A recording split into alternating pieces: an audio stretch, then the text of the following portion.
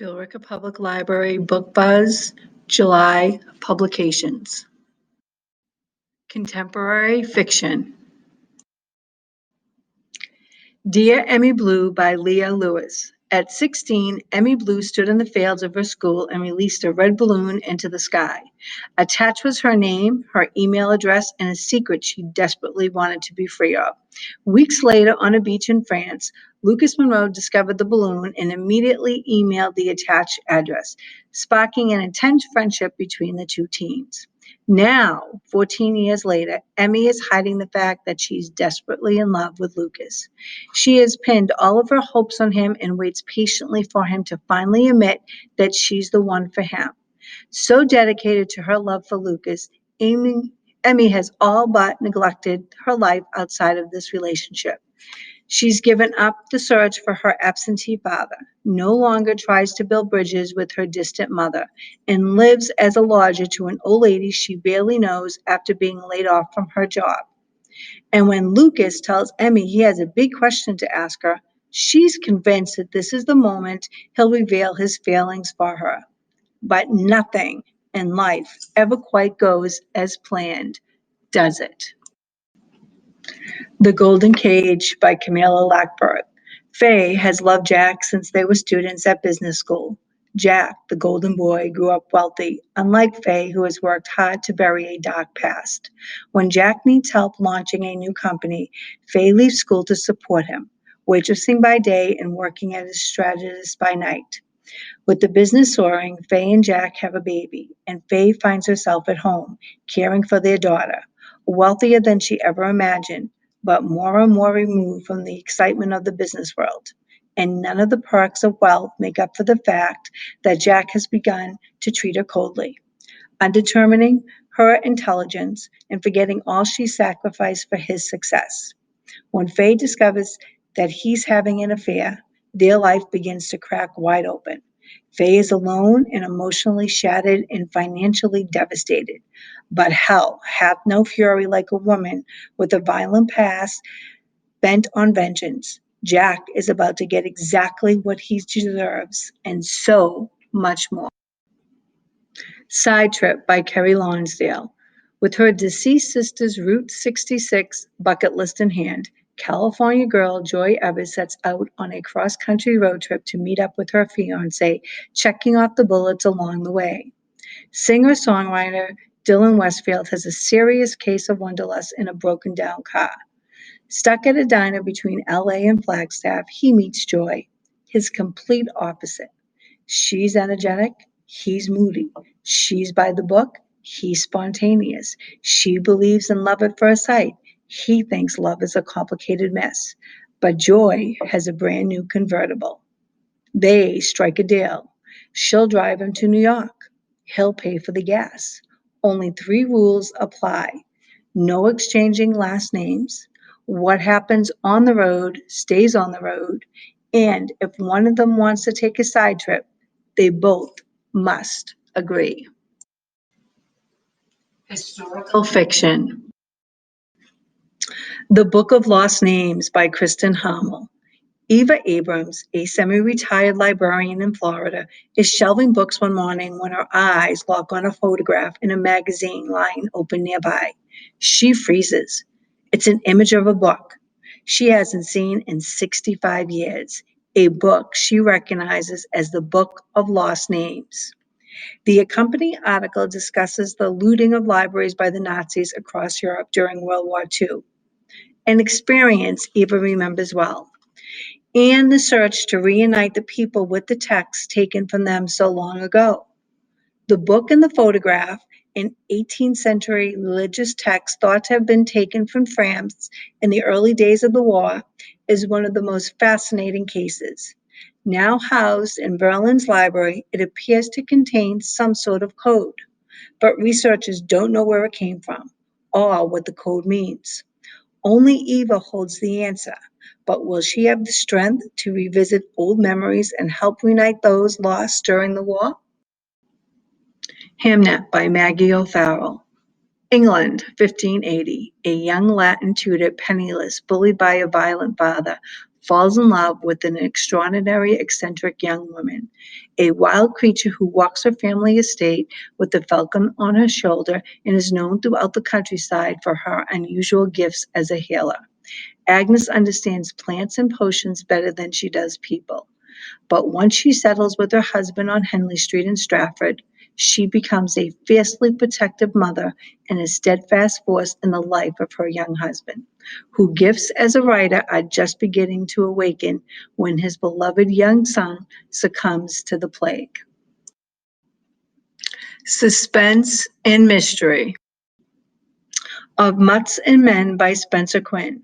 When Chet the dog and his partner P.I. Bernie Little of the desert-based Little Detective Agency arrive to a meeting with hydrologist Wendell Nero, they are in for a shocking sight.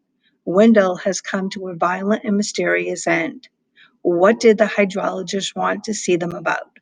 Is his death a random robbery or something more? Chet and Bernie work for nothing more than an 8-pack of Slim Jims are on the case. Bernie might be the only one who thinks the police have arrested the wrong man, including the perp's own defense attorney. Chet and Bernie begin to look into Wendell's work, a search that leads to a struggling winemaker who has received an offer he can't refuse. Meanwhile, Chet is smelling water where there is no water, and soon Chet and Bernie are in danger like never before. Half Moon Bay by Jonathan and Jesse Kellerman. Deputy Coroner Clay Edison has his hands full. He's got a new baby who won't sleep. He's working the graveyard shift, and he's trying for once to mind his own business. Then comes the call. Workers demolishing a local park have made a haunting discovery, the decades-old skeleton of a child. But whose, and how did it get there? No sooner has Clay begun to investigate than he receives a second call, this one from a local businessman, wondering if the body could belong to his sister. She went missing 50 years ago, the man says, or at least I think she did. Clay doesn't understand. What's that mean? You think she disappeared? It's a little complicated. That it is. And things only get stranger from there. Clay's relentless search for answers will unearth a history of violence, secrets, revolution, and betrayal. Because in this town, the past isn't dead. It isn't even past. It's very much alive, and it can kill. The Glare by Margaret Harrison. After 10 years of living on an isolated tech-free ranch with her mother, 16-year-old Heather is going back to the world of glare, her word for cell phones, computers, and tablets. Heather was taught to be afraid of technology, afraid that it would get inside her mind and hurt her. But now she's going to stay with her dad in California where she was born. She's finally ready to be normal. She's not going to go off kilter like her mom says she did when she was just a little kid. Once she arrives, Hedda finally feels like she's in control. She reunites with old friends and connects with her stepmom and half-brother. Never mind the terrifying nightmares and the visions that start trickling back. They're not real. Then Hedda rediscovers The Glare, The Real Glare, a first-person shooter game from the dark web that scared her when she was younger. They say if you die 13 times on level 13, you die in real life. But as Hedda starts playing the so-called death game and the game begins spreading among her friends, she realizes the truth behind her nightmares is even more twisted than she could have imagined. And in order to stop the glare, she'll have to first confront the darkness within herself. Never Ask Me by Jeff Abbott. A quiet neighborhood in a wealthy Austin suburb of Lake Haven, the body of Danielle Roberts is discovered on a park bench. Danielle was a beloved member of the community, an adoption consultant who delivered the joy of parenthood to a number of local families. Her murder shocks Lake Haven. Perhaps no other family is as crushed as the Polites, who lived 2 houses down from Danielle and thought of her almost like family. Her death becomes the catalyst of suspicion and intrigue. The Paulettes always thought they'd always be there for each other.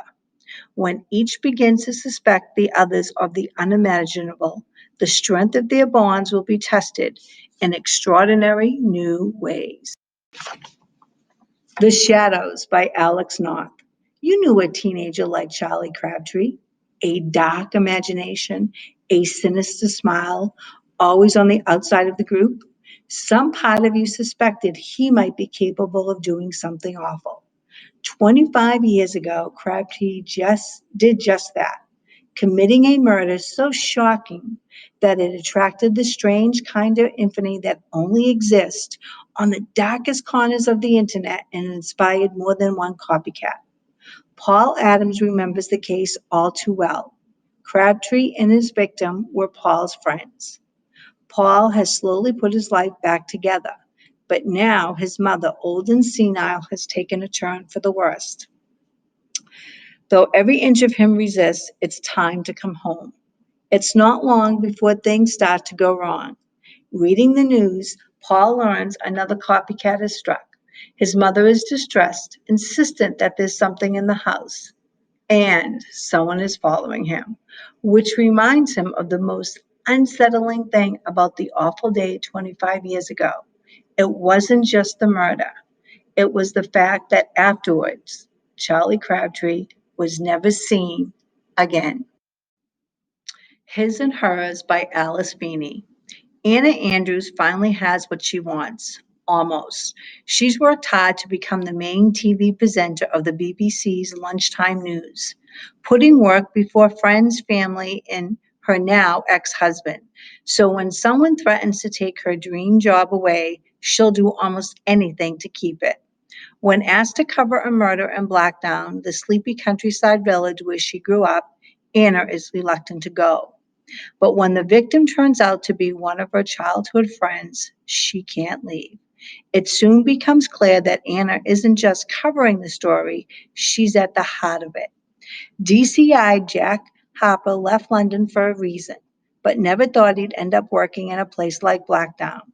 When the body of a young woman is discovered, Jack decides not to tell anyone that he knew the victim until he begins to realize he is a suspect in his own murder investigation. One of them knows more than they are letting on, and someone isn't telling the truth.